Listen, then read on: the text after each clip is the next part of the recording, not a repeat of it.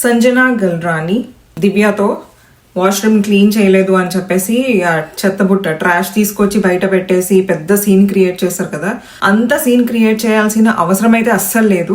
సుమన్ శెట్టి గారు కూడా క్లియర్ గా చెప్పారు, అసలు మీరు ఆ వాష్రూమ్ ఎందుకు యూజ్ చేస్తున్నారు, బయట వాష్రూమ్స్ ఓపెన్ ఉన్నాయి కదా అని చెప్పేసి. బయటకు వెళ్ళొచ్చు కదా, వీళ్ళు అసలు క్లీనే చేయరు, వీళ్ళకి నీట్నెస్ లేదు, నేనే క్లీన్ చేస్తా అని గ్లౌజ్ వేసేసుకొని ఆ ట్రాష్ కవర్ తీసుకొచ్చేసి నేను వేసేస్తా అని వెళ్తూ ఉంటే గౌరవ్ ఆపడానికి ట్రై చేశాడు, ఇది మీ జాబ్ కాదు కదా అని చెప్పేసి. సుమన్ శెట్టి గారు కూడా అన్నారు, వాళ్ళు చేస్తారు, మీరు అక్కడ ఆ ట్రాష్ క్యాన్ లోపల పెట్టేసేయండి అని చెప్పేసి. అంటే ఎలా బిహేవ్ చేసిందంటే ఆ ట్రాష్ కవర్ ఏదైతే ఉందో సుమన్ శెట్టి గారు మొహం మీద ఇట్లా ఇట్లా విసరగొట్టింది. విసరగొట్టి నేనేమన్నా పని మనిషినా అని అడుగుతుంది.